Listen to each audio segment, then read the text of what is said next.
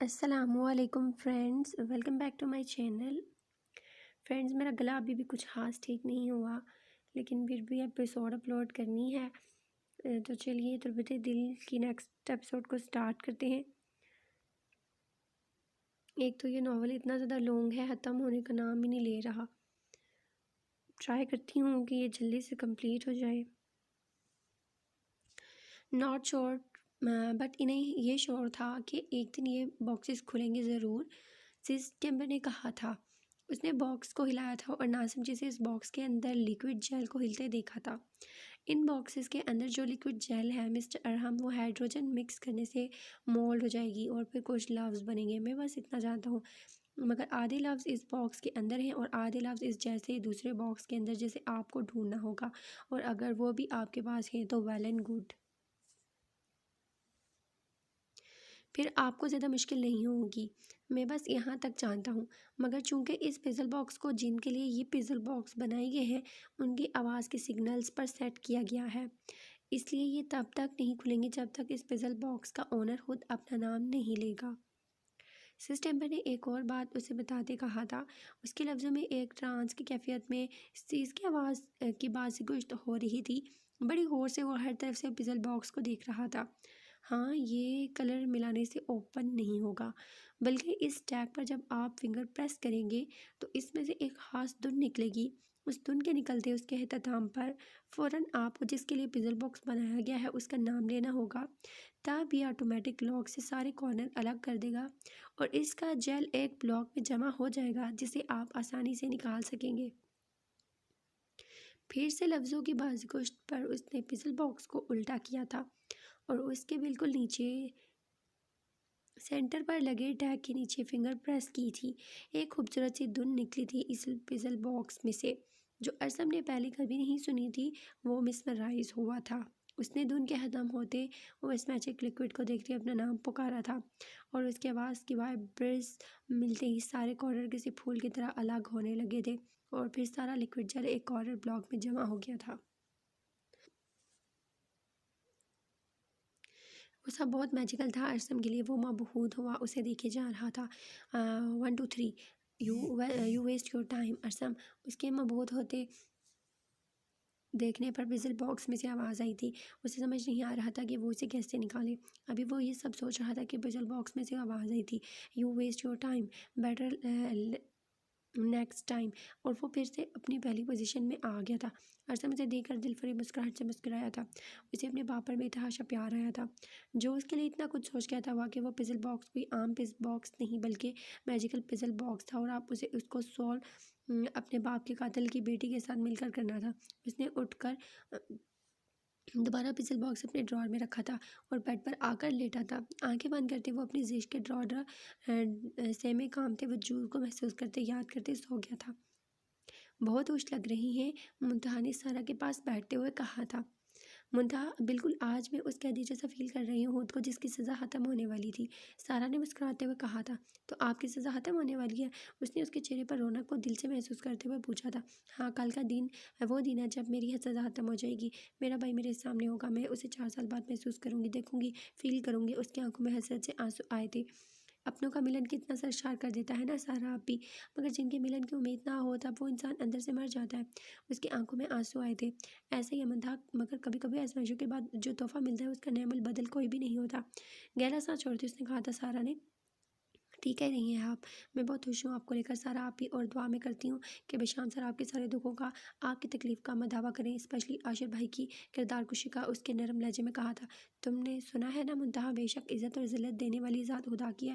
اب اگر کل کو رسوا ہوئے تھے تو ہم ان قریب وہ ہمیں انہی لوگوں کے سامنے عزتوں سے نوازے گا، اور یہی میرے مولا کا کرم ہے۔ وہ پیچھے چھوڑنے یا بھول جانے والوں میں سے نہیں ہے، کیونکہ وہ اعلیٰ ہے، اس کی بذات پاک ہے، بہت پاک۔ اس نے گہری سوچ میں ڈوبتے ہوئے کہا تھا۔ بے شک سارا آپی، وہ ہر طرح سے بتاتا ہے کہ ہم اس کے کن کے محتاج ہیں۔ سارا آپی، اگر پنکی کا سچ سامنے آ گیا اور سب کچھ ٹھیک ہو گیا تو مجھے بھی یہاں سے جانا ہوگا۔ کیا آپ میری ہیلپ نہیں کر سکتی کہیں اور جاب ڈھونڈنے میں، کوئی اچھی جاب، یا پھر ایسے کسی کی کیئر ٹیکر؟ اس نے مدد طلب کی۔ نہیں، مجھے کسی اور پر اعتبار نہیں ہے منتہا، اور پنکی کا سچ سامنے آنے کے بعد بھی تم اسی گھر میں میرے ساتھ رہو گی۔ منتہا، میں نے کبھی تمہیں الگ سمجھا ہی نہیں، مجھے تم میرے وجود کا حصہ لگتی ہو، بالکل میری طرح، میری پرچھائی، میری بہن۔ लेकिन اس لیے یہاں سے کہیں اور جانے کا سوچنا بھی نہیں. جہاں میں رہوں گی تم بھی میرے ساتھ رہو گی اور میں اس معاملے میں کوئی بحث نہیں سنوں گی. سارا نے دو ٹوک لہجے میں کہا تھا. بدلے میں وہ سر ہلا گئی. جانتی تھی بحث کرنے کا کوئی فائدہ نہیں، مگر وہ یہ بھی جانتی تھی کہ وہ بغیر کوئی کام کیے وہاں رک نہیں سکے گی اور اسے محنت کر کے اپنا اور اپنے بھائی کا خرچہ اٹھانا تھا. اس لیے وہ سوچ چکی تھی کہ سب کو ٹھیک ہوتے ہی وہ یہاں سے چپ چاپ چلی جائے گی، کسی کو بھی بنا بتائے بغیر. وہ یہی بہتر رہے گا. وہ سونے کے لیے لیٹ رہی تھی کہ اس کے موبائل پر بیل تھی، میسج نوٹیفیکیشن بیل. اس نے واٹس ایپ آن کیا اور ویڈیو میسج اوپن کیا. پھپھو، اس نے پھٹی پھٹی نگاہوں سے اسکرین کو دیکھتے کہا. نہیں پھپھو، یہ نہیں ہو سکتا. اس کی آنکھوں میں آنسو آئے. اگلے 15 منٹ کے اندر اندر اسے اس پتے پر پہنچو ورنہ. اس نے وائس آن کر کے سنا تھا اور پھر بڑھائی آنکھوں سے جلدی سے اٹھی تھی. مسز رنداوا کے کمرے کی طرف بڑھی تھی اور ان کا کمرہ چھان مارا تھا. یہی نہیں پورا گھر بھی وہ انہیں کہیں نہیں ملی تھی. اس نے اس وقت کسی کو بھی بتائے بغیر گاڑی کی کیس پکڑی تھی اور باہر کی طرف بھاگی تھی. آنسو آنکھوں سے مسلسل بہہ رہے تھے. اس کی جس کنڈیشن میں اس نے مسز رندھاوا کو دیکھا تھا اس کی روح کام گئی تھی. ویڈیو میں صاف دکھایا جا رہا تھا کہ ایک شخص نے پہلے ان کی کان پٹی پر گن رکھی اور پھر اس گن کا نشانہ سامنے دیوار پر لیا اور گولی دیوار کو چیرتی ہوئی نکلی تھی. صاف وارننگ تھی اس میں، اگر وہ اس کے حکم کے مطابق نہ گئی تو وہ اس کے پھپھو کو بھی بالکل ویسے ہی مار دے گا. گاڑی چلاتے ہوئے وہ خوف سے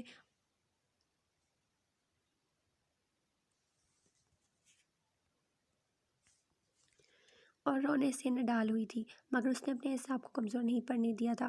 آپ کو کچھ نہیں ہوگا پھپھو، میں نہیں کھو سکتی آپ کو. میری وجہ سے میں ارسم شہاب ان سب کو دکھ نہیں دے سکتی. میں بچا لوں گی پھپھو آپ کو.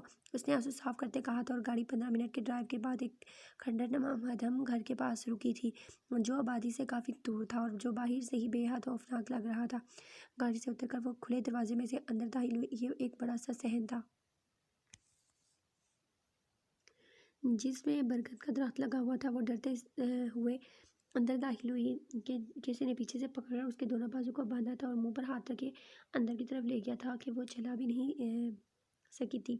وہ جب اندر داخل ہوئی تو ایک کرسی پر مسز رندھاوا بندھی ہوئی تھی، دوسری پر ہائسم اور تیسرے پر اسے بٹھایا گیا تھا اور باندھ دیا گیا تھا. ہائسم کو بھی وہی ویڈیو موصول ہوئی تھی جو فہا کو ملی تھی. وہ بھی مسز رندھاوا کو بچانے کے لیے اکیلا ہی پہنچا تھا اور پھر جکڑ لیا گیا تھا. پھپھو، کچھ نہیں ہوگا آپ کو، میں ہوں نا، اس نے اپنی پھپھو کی اتری ہوئی شکل دیکھتے ہوئے کہا. اور ہائسم تم یہاں کیسے؟ اس نے حیرت سے پوچھا. میں نے بلوایا ہے. جانی پہچانی آواز سن کر فہا نے گردن کا رخ اس کی طرف موڑا تھا جہاں سے آواز آ رہی تھی. ڈونا، اس نے بے یقینی سے کہتے اس کا نام دہرایا. ہاں میں نے ہی ہائسم کو ٹریپ کرنے کے لیے یہاں بلوایا، تمہیں بھی اور پھپھو کو بھی. اس نے گھن ٹیبل پر رکھتے ہوئے کہا. اس نے مجھ سے کہا کہ پھپھو کو کوئی اغوا کر کے لے جا رہا ہے. اس نے خود دیکھا ہے. اس نے یہ بھی کہا کہ میں جہاں بھی ہوں جس حالت میں ہوں یہاں پہنچا تاکہ یہ اور میرے آنٹی کو بچا سکے. مگر جب میں یہاں پہنچا تو میرے سر پر کسی بھاری چیز سے وار کیا گیا اور میں خشک ہو بیٹھا اور پھر اس نے مجھے اس کرسی سے باندھ دیا. ہائسم نے غصے سے کہتے ڈونا کی طرف دیکھا. آئی ایم سوری، پر یہ ضروری تھا. ڈونا نے کندھے اچکاتے کہا. واٹ؟ کیا ضروری تھا؟ کیا چاہ رہے ہو تم؟ ہاں یہ سب کا مطلب آئی سویئر آئی ول کل یو. ڈونا کھولو ہم سب کو. وہ ہلکے بل چلائی تھی. سوری، میں یہ نہیں کر سکتا. بہت سوچ سمجھ کر میں نے یہ سب کیا ہے. اب میں اس سے 1 انچ بھی پیچھے نہیں ہٹ سکتا. ڈونا، تمہارا دماغ خراب ہو گیا ہے. رات کے اس پیر کی کیا بچپنا ہے بیٹا؟ سب پریشان ہو رہے ہوں گے گھر پر. جانے دو ہمیں، کیوں کر رہے ہو یہ سب؟ مسز رنداوا نے شروع میں غصے اور آخر میں نرمی سے بات کی. نہیں جانے دے سکتا جب تک میری بات پر عمل نہیں ہوگا. میرا کہا برا نہیں ہوگا. اس نے ٹیبل پر رکھی گن دوبارہ سے اٹھا لی اور نشانے پر سامنے دیوار کو لیا تھا. کون سی بات پوری کروانی ہے تمہیں؟ کیا کرنا ہے؟ فہا نے دانت کچکچاتے ہوئے کہا تھا. اب اس کا دل کر رہا تھا اٹھ کر ڈونا کا منہ توڑ دے. نکاح کرو گی تم فہا، اور اگر تم نے نہ کیا تو ہم چاروں میں سے کوئی ایک بھی تمہارے انکار کے بعد سانس نہیں لے پائے گا. نکاح کس سے؟ ہائسم سے. اس نے پسٹل کا رخ ہائسم کی طرف کرتے ہوئے کہا. اور یہ سنتے ہی فہا کی نظروں میں اشتعال بھرا تھا. مسز رنداوا نے اور ہائسم نے بے یقینی سے دیکھا تھا ڈونا کو. تمہیں یہ سب کرنے کی ضرورت نہیں ہے ڈونا. اپنے حق کی جنگ میں خود لڑ سکتا ہوں. شاباش، کھولو ہمیں. ہائسم نے نرم پڑتے ہوئے کہا تھا. گاڑی سے اتر کر وہ کھلے دروازے میں سے اندر داخل ہوئی تھی.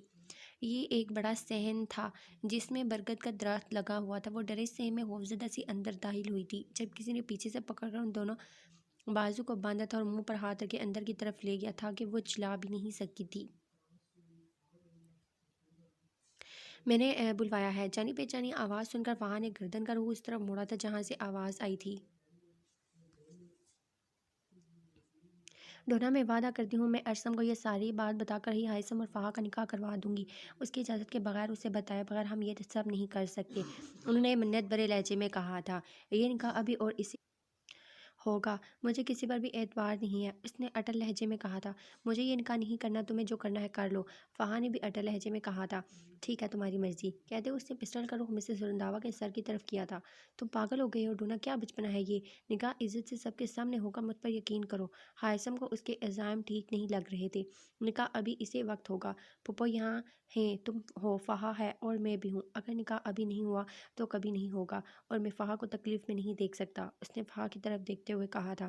نہیں ہوں میں تکلیف میں، اور ڈونا پلیز میں تمہارے آگے ہاتھ جوڑتی ہوں، ختم کر دو اس تماشے کو، اگر یہ نکاح ہوا تو بہت کچھ برا ہو جائے گا، اس نے بڑائی آواز میں کہا تھا۔ اگر یہ نکاح نہ ہوا تو بہت کچھ برا ہو جائے گا، تم ٹوٹ جاؤ گی، ہائثم ٹوٹ جائے گا، مجھے نہیں پتا، اگر یہ نکاح نہ کرنا تمہاری ضد ہے تو یہ نکاح کروانا میری بھی ضد ہے، ایک بات اچھے سے سمجھ لو فہا، نکاح کیے بغیر تو ہم چاروں میں سے کوئی بھی یہاں سے نہیں جا سکتا، اس نے ضدی لہجے میں کہا تھا۔ ڈونا تم مجھ پر اعتبار کر سکتے ہو، دیکھو یہ ٹھیک وقت نہیں ہے، آئی پرومس یو۔ سوری ہائثم، میں کسی دلیل میں کسی وعدے میں نہیں آنے کو تیار نہیں ہوں، اس نے ہائثم کی بات سرے سے ہی کاٹ دی تھی۔ مجھے افسوس ہے اس دن پر جس دن میں نے تم سے دوستی کی تھی ڈونا، آئی ہیٹ یو، فہا نے نفرت سے کہا تھا۔ کرتی رہو نفرت، مجھے اس سے بھی فرق نہیں پڑتا، انسان ایک ہی جذبہ ہمیشہ رکھے یہ ضروری تو نہیں، محبت، دوستی، لڑائی، نفرت مکس فلیور ہوں تو مزہ آتا ہے، سب ذائقوں سے زندگی مزید دلکش لگتی ہے، اب تم بتاؤ ہاں یا نہ، اس نے پھیکی ہنسی ہنستے ہوئے کہا تھا۔ نہ، نیور، کبھی نہیں، میرا نکاح مومن سے ہی ہوگا، اس نے دو ٹوک لہجے میں کہا۔ ٹھیک ہے، مرضی تمہاری، تم چاہتی ہو کہ ہم چاروں کی قبریں ایک ساتھ کھودی جائیں تو یہی صحیح، اس نے کندھے اچکاتے ہوئے کہا۔ نوید یہاں آؤ، اس نے اپنے دوست کو آواز دی۔ یار یہ کاغذ ہے، ہماری ڈیڈ باڈیز کے پاس رکھ دینا، اس کاغذ میں صاف لکھا ہے کہ میں نے اپنے ہاتھوں سے ان تینوں کا قتل کیا ہے اور بعد میں خود کو بھی مار دیا، ہمارے مرتے ہی تم یہاں سے چلے جانا اور پولیس کو اطلاع کر دینا، اس نے نوید کے ہاتھ میں پیپر تھماتے ہوئے کہا۔ اوکے، نوید نے پیپر لیتے ہوئے کہا۔ ٹھیک ہے تم جاؤ اور ویٹ کرنا، کہتے اس نے نوید کو بھیجا اور ہائثم کے سر کا نشانہ لیا۔ ڈونا تم کیا کر رہے ہو؟ وہ اکلوتا وارث ہے اپنے خاندان کا، مجھ پر یقین تو کر کے دیکھو، مسز رندھاوا کے پیروں سے زمین نکلی تھی۔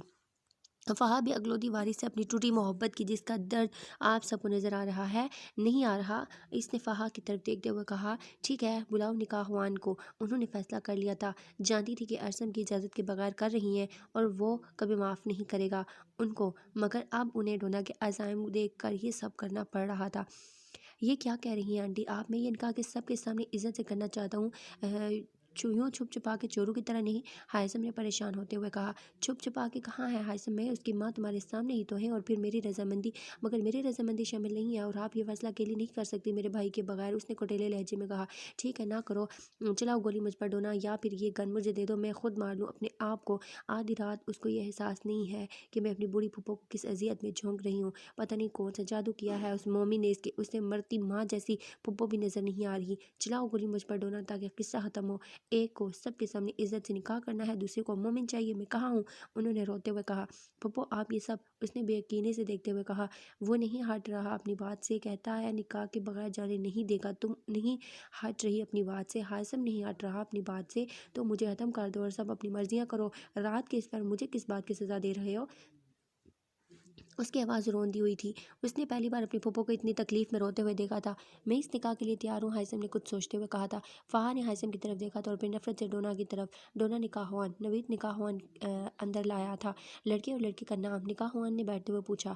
ہائثم علی خان لڑکے کا نام اور فہا سلطان چودھری لڑکی کا نام، ڈونا نے بتایا تھا۔ نکاح خوان نے کچھ دیر میں فارم فل کر کے نکاح شروع کیا تھا، کچھ آیتیں پڑھ کر فہا ساری کارروائی خاموشی سے سن رہی تھی۔ فہا سلطان چودھری کیا آپ ہائثم علی خان اپنے نکاح میں قبول ہے؟ نکاح خوان نے فہا کی طرف روح موڑتے ہوئے کہا۔ اس نے پہلے پھپھو کو دیکھا، پھر ہائثم کو اور پھر آخر میں ڈونا کو۔ قبول ہے، دھڑکتے دل کے ساتھ کہا تھا نکاح خوان نے، پھر پوچھا تھا، اور اسی طرح 3 بار پوچھنے پر اس نے حامی بھری تھی اور نکاح نامے پر سائن کیے تھے، اور ذہن میں بس ایک بات بار بار گردش کر رہی تھی کہ اگر مومن کو پتہ چل گیا اس نکاح کا تو وہ کیا کرے گا، کہیں وہ ہائثم کو ہی نہ جان سے مار دے، اور یہ سوچ آتی تڑپ کر اس نے ہائثم کو دیکھا تھا جو نکاح خوان کے پوچھنے پر ہاں قرار کر رہا تھا اور پھر نکاح نامے پر سائن کر رہا تھا۔ نہیں میں ہائثم کو کچھ نہیں ہونے دوں گی، کبھی بھی نہیں، اس کی آنکھ سے آنسو بہے تھے۔ نکاح خوان نے دعا کے لیے ہاتھ اٹھائے تھے، اب دعا کے بعد وہ دونوں کو مبارکباد دیتا وہاں سے نکلا تھا۔ آئی ایم سوری پھپھو، ہائثم، فہا، مگر یہ ضروری تھا، اگر میں یہ نہیں کرتا تو بہت کچھ غلط ہو جاتا، آئی ایم سوری، اس نے کہتے ہوئے تینوں کو باری باری کھولا تھا۔ مبارک کو ہائثم کہتے وہ ہائثم کے گلے لگا تھا۔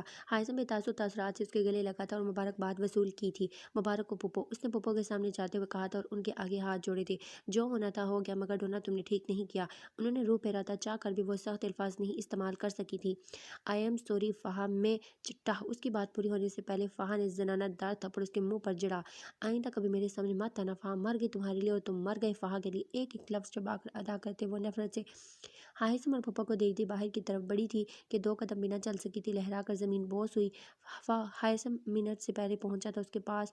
فہا ڈونا اور پھپھو کے بڑے تھے اس کی طرف۔ فہا اٹھو، آنکھیں کھولو۔ ہائثم اس کے چہرے کو تبتباتے پریشانی سے کہہ رہا تھا، مجھے لگتا ہے سٹریس اور تھکاوٹ کی وجہ سے ہوا ہے، گھر لے جائیں ہائثم بھائی، ٹھیک ہو جائے گی، یہ ڈونا نے مشورہ دیا تھا اور ہائثم اسے باہوں میں بھری گاڑی تک لے آیا تھا اور مسز رندھاوا بھی گاڑی تک آئی تھی۔ پھر پچھلی سیٹ پر بیٹھ کر انہوں نے فہا کا سر اپنی گود میں رکھا تھا۔ ہائثم نے گاڑی میں بیٹھ کر گاڑی سٹارٹ کی تھی اور پھر گاڑی جواد کے کلینک کے آگے کھڑی کی تھی۔ جواد کو چیک اپ کے بعد وہ اسے دوبارہ گاڑی میں ڈالے سلطان ہاؤس پہنچا تھا۔ جواد نے بتایا تھا کہ وہ سٹریس کی وجہ سے بے ہوش ہوئی ہے۔ انجیکشن کے بعد اس نے میڈیسن دیتے کہا تھا کہ اسے کچھ دیر ہوتا ہوش آ جائے گا۔ ہائثم اسے اس کے روم میں چھوڑ دو، انہوں نے ہائثم کو دیکھتے ہوئے کہا تھا۔ پھپھو کیا میں بھی اس کے ساتھ کچھ دیر اس کے روم میں رہ سکتا ہوں؟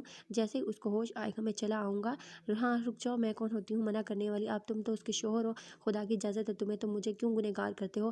مگر صبح ہونے سے پہلے چلے جانا، ارسم احاب کے جاگنے سے پہلے، اور جب صبح میں کسی بھی ٹائم بلاؤں تو آ جانا۔ آپ ارسم احاب کو بتانا ہے مجھے یہ سب، ان سے بات کرنی ضروری ہے، میں چھپا نہیں سکتی اس پاکیزہ رشتے کو اب۔ تھکے تھکے لہجے میں کہتی وہ رکی نہیں تھی، اپنے روم میں چلی گئی تھی اور وہ فہا کو باہوں میں بھرے اس کے کمرے کی طرف بڑھا تھا۔ پھر اسے بیڈ پر لٹا کر اس پر کمفرٹر اوڑھا تھا، دروازے کے پاس جا کر دروازہ لاک کیا تھا اور پھر اس کے چہرے سے بکھرے بالوں کو سمیٹا تھا، پیشانی پر لب رکھے تھے اور پھر اس کی سوجی آنکھوں پر باری باری لب رکھے تھے، اس کے لمس پر اس کے پلکیں لرزی تھی۔ وہ مخمور ہوا بہت، اس کی ناک کے ٹاپ پر بنے تل پر لب رکھتے اس کی ناک کے ساتھ ناک جوڑ کر کچھ سانسیں انہیل کی تھیں اس کی، اور پھر وضو کرنے چلا گیا تھا اور اپنی زندگی کی اتنی بڑی خوشی ملنے پر اپنے رب کو کیسے بھول سکتا تھا؟ اس لیے اپنے رب کے حضور سجدہ ریز ہونے کے لیے شکرانے کے نفل ادا کرنے لگا تھا جیسے بھی صبح، مگر وہ اب اس کی نفس سے بہتر تھا، اس کے وجود کا حصہ، اس کی زندگی کی سب سے بڑی خوشی، اور وہ اس خوشی کو سب سے پہلے اپنے رب کے ساتھ شیئر کرنا چاہتا تھا۔ یہ کیا کر رہی ہو تم؟ زنیم نے حمنا کے ہاتھ میں انجیکشن دیکھتے ہوئے پوچھا تھا۔ سکون لے رہی ہوں یوں، اس نے انجیکشن نیڈل بازو میں لگاتے ہوئے کہا۔ تم ڈرگس انجیکشن لیتی ہو؟ زنیم نے پھٹی پھٹی نگاہوں سے دیکھتے ہوئے پوچھا۔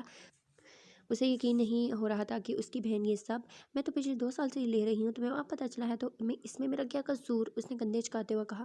2 سال سے؟ اس نے حیرت اور بے یقینی میں ڈلی آواز میں پوچھا تھا۔ ہاں، پہلا انجیکشن تب لیا تھا جب اس کا نکاح ہوا تھا اور پھر اب تک لے رہی ہوں، آج بھی لیا، اس سے سکون ملے گا مجھے، سکون کی نیند آئے گی، ہمنا نے کہتے ہوئے آنکھیں موند دی۔ تم نے زہر کا ارینج کر لیا؟ اس کی بات کو اگنور کرتے اس نے پوچھا تھا۔ زیادہ سے زیادہ وہ اسے سمجھا ہی سکتی تھی، مگر وہ جانتی تھی کہ اسے سمجھانے کا بھی کوئی فائدہ نہیں، کیونکہ کرنا اس نے وہی ہے جو اس کا دل کرے گا، اس لیے بسود ہے یہ۔ ہاں ہو گیا ارینج، اس نے بند آنکھوں سے کہا۔ کیا سچ میں 4 بار زہر دینے سے وہ کام کر جائے گا؟ زنیم نے پوچھا تھا۔ ہاں، 4 بار اس زہر کی ہلکی ہلکی ڈوز ان دونوں کو دینے سے وہ مر جائے گی، آپ مجھے ڈسٹرب مت کرو، اس نے بے عزت سے کہا۔ زنیم خوش ہوئی تھی حمنا کے پلان پر، اس نے پلان ہی ایسا بنایا تھا کہ ان دونوں پر کسی کو شک ہو ہی نہیں سکتا تھا۔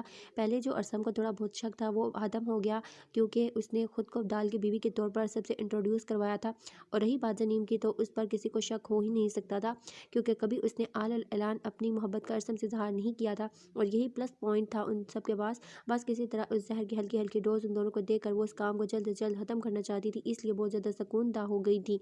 اس نے ایک نظر حمنا کی طرف دیکھا تھا جو نشے میں دھت آنکھیں بند کیے سو رہی تھی۔ تم نے میرا ساتھ دیا ہے حمنا، میں خوش ہوں، مگر میں اس ڈرگز والی بات کو پاپا سے نہیں چھپا سکتی، مجھے انہیں بتانا ہی ہوگا، تمہاری لائف خطرے میں ہو یہ میں کبھی برداشت نہیں کر پاؤں گی۔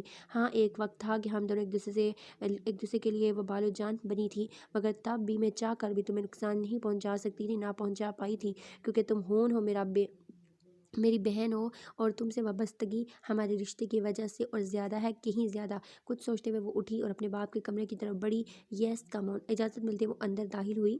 یہاں کیا کرنے آئی ہو تم؟ زنیم کو دیکھتے ہی ان کے اعصاب تنے تھے۔ پاپا آپ اب بھی ناراض ہیں مجھ سے؟ اس نے پوچھا تھا ان کے پاس بیٹھے۔ کیا نہیں ہونا چاہیے مجھے ناراض؟ انہوں نے ابرو چلا کر اس کی طرف دیکھتے ہوئے کہا۔ ہونا چاہیے، آپ کا حق ہے، مگر کیا اپنی پسندیدگی کا اظہار کرنا غلط ہے پاپا؟ میں جانتی ہوں آپ نے بہت بہتر سوچا ہوگا، مگر پاپا ارسم کی فیملی ابدال کی فیملی سے 100 گنا اسٹرانگ ہے، सोचिए ذرا, इस मुल्क के टॉप के बिजनेस टाइकून के साथ आपकी बेटी की शादी ये आपके लिए फ़ख्र की बात नहीं है। उसने कन्विंस करने की कोशिश की थी। ज़नीन, बात ये नहीं है, उन्होंने उसकी तरफ देखते हुए कहा। तो फिर क्या बात है बाबा, प्लीज़ हमारी खुशी के लिए मान जाइए आप प्लीज़। उनके गले लगते हुए उसने पूछा। बस पाप को मनाने के काफ़ी हुनर आते हैं तुम लोगों को। अच्छा ये बताओ, मुझे मनाने आई थी या कुछ और भी? उन्होंने कुछ सोचते हुए ज़नीन को टालने के लिए हामी भरी थी। पापा, हमना को लेकर कुछ बताना था। पहले तो आप मुझ पर गुस्सा नहीं होंगे क्योंकि मुझे भी ये आज ही पता चला था। एक्चुअली पापा, हमने ड्रग्स इंजेक्शन ले दिया। वो पिछले 2 साल से ड्रग्स इंजेक्शन ले रही है। व्हाट? ज़की के हाथ से फाइल नीचे गिरी थी। जी पापा, मैं खुद परेशान हूँ। उसकी बात सुनकर ये हरकत देखकर हमें जल्द से जल्द इस मसले को हल करना होगा, वरना उसकी ज़िंदगी ये ड्रग्स ख़त्म कर देंगी।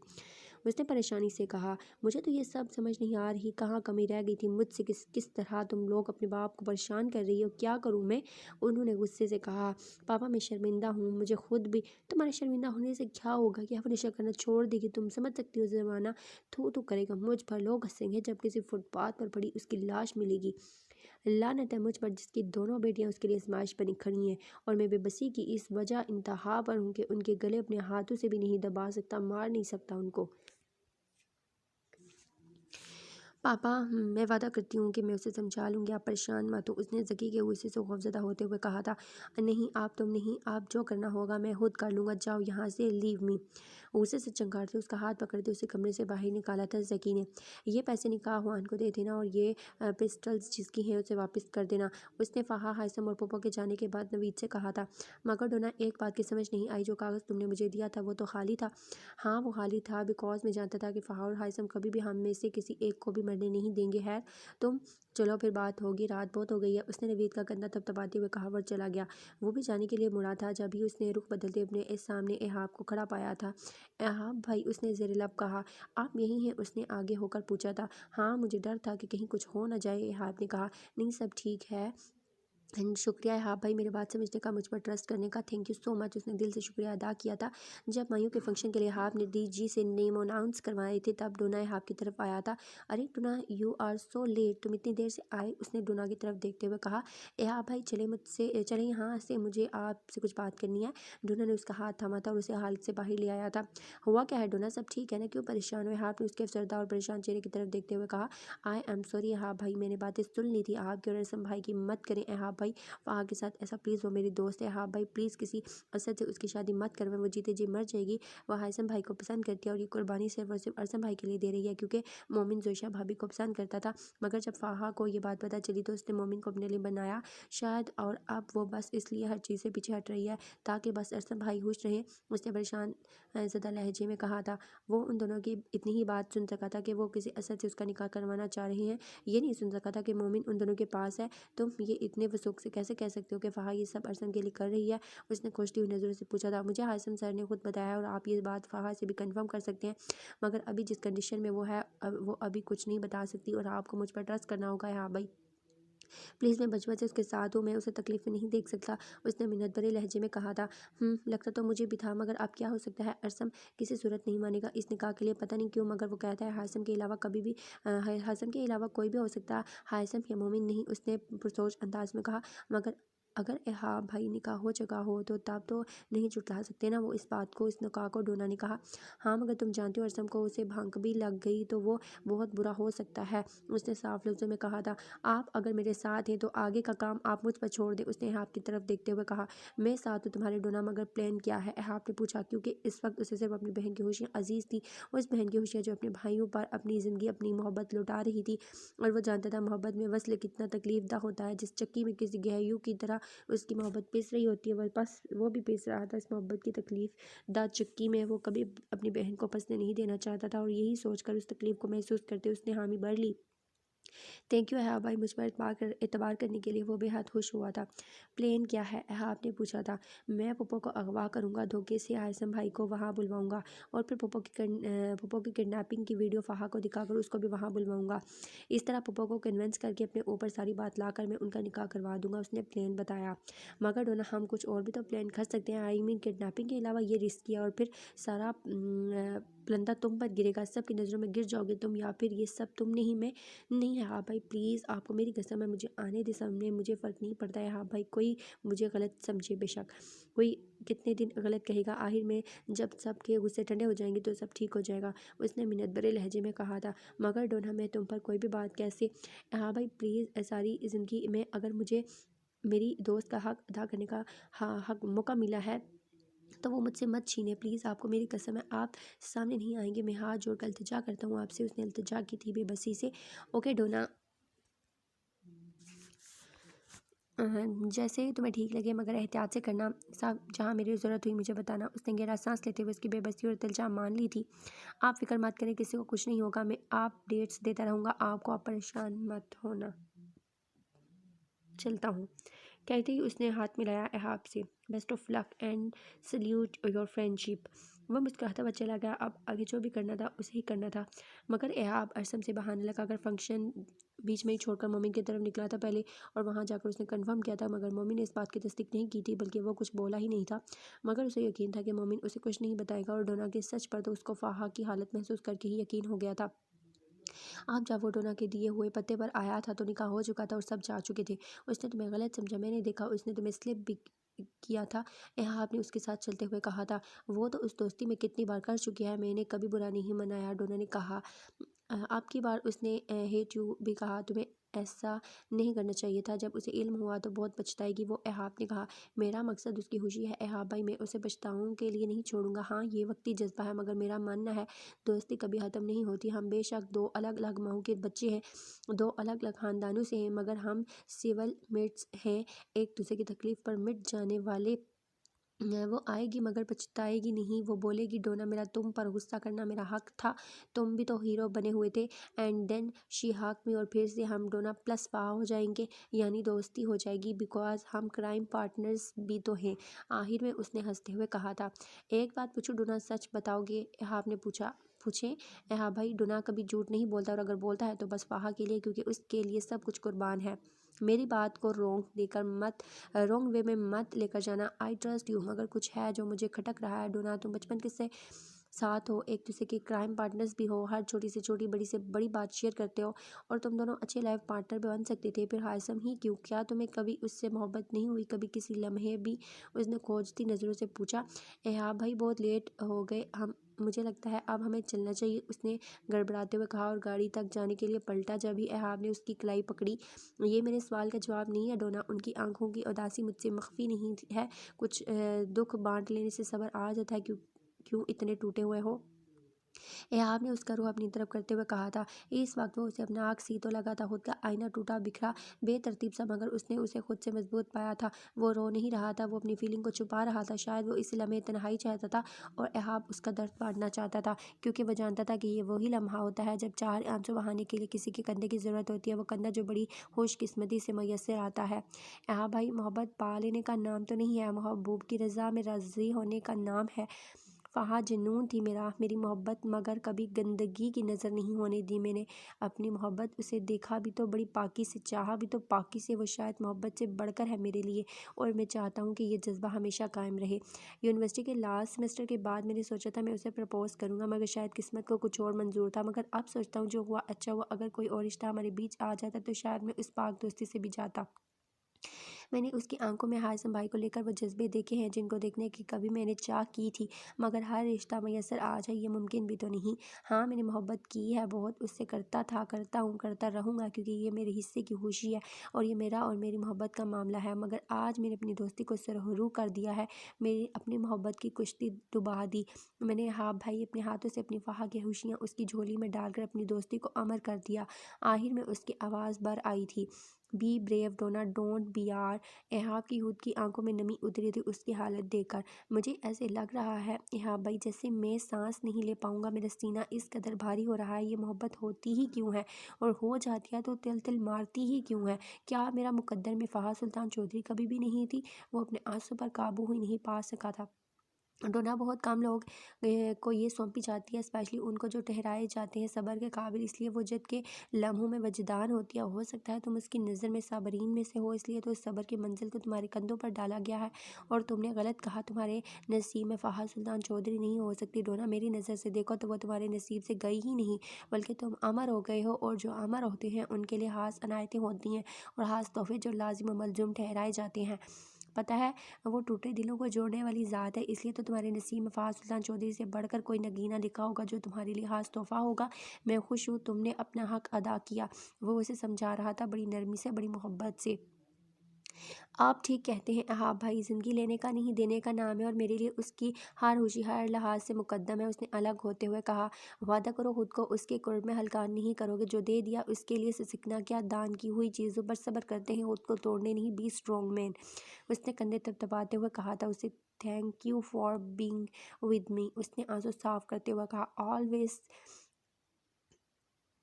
Their for you buddy. آپ چلیں، اس نے بھی مسکراتے ہوئے کہا، اور پھر دونوں گاڑی کی طرف چل دیے۔